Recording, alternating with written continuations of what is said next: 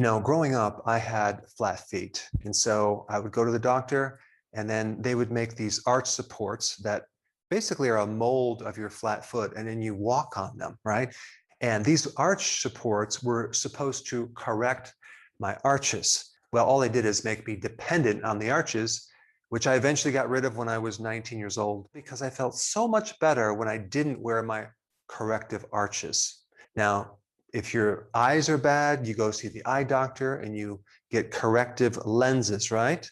That basically never correct your eyes. Or if you have sleep apnea, you can go get this machine and you can actually put this mask on and it'll give you a constant air supply so you can sleep better, right?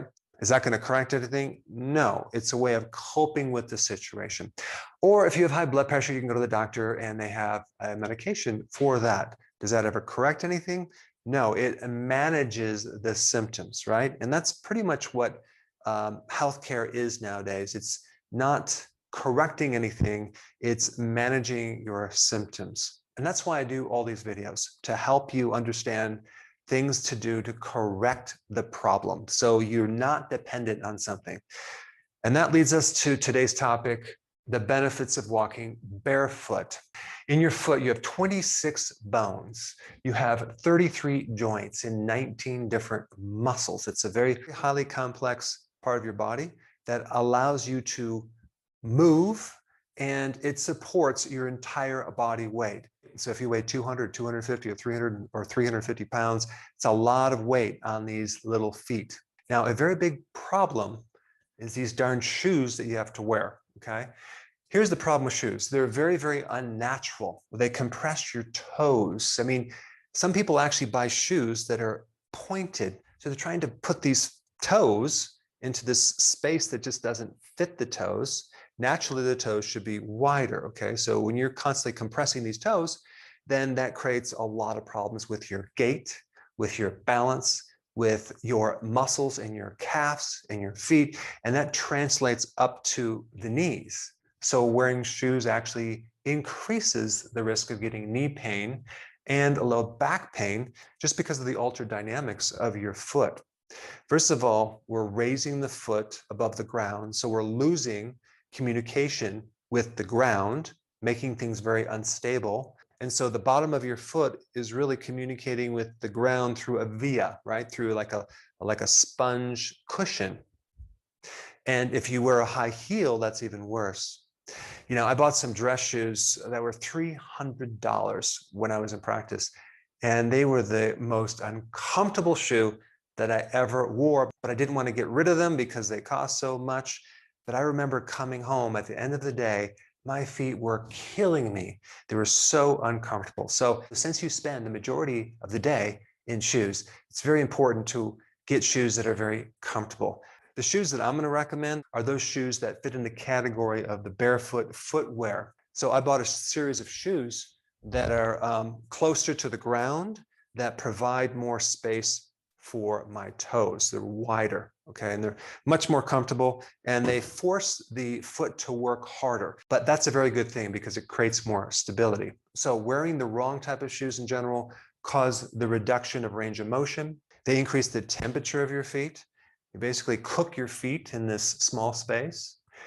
They create knee adduction. That means the knees tend to go inward, and that can throw off the dynamics of the knee, increasing the risk of knee pain. I already mentioned the low back pain.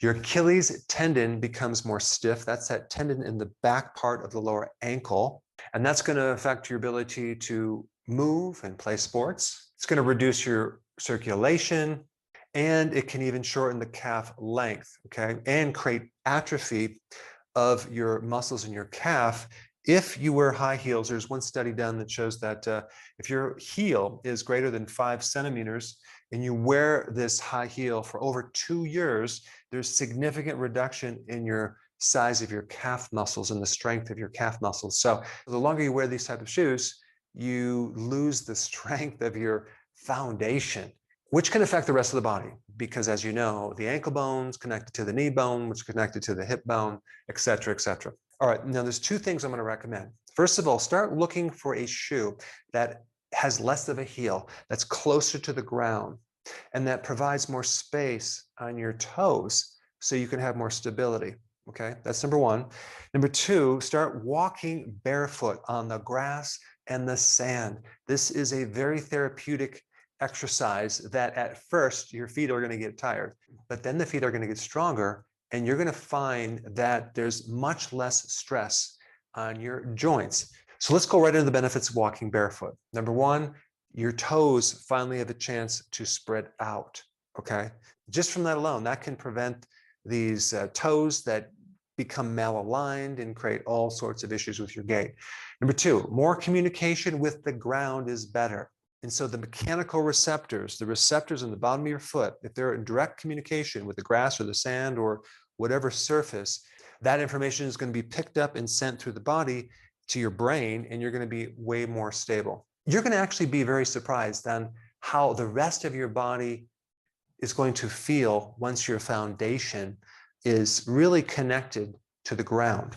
So you'll find a decreased load on your joints, more range of motion, and more stability and balance. Now, if you have not watched my video on plantar fasciitis, that would be a really good next video to watch. Check it out. It's right here.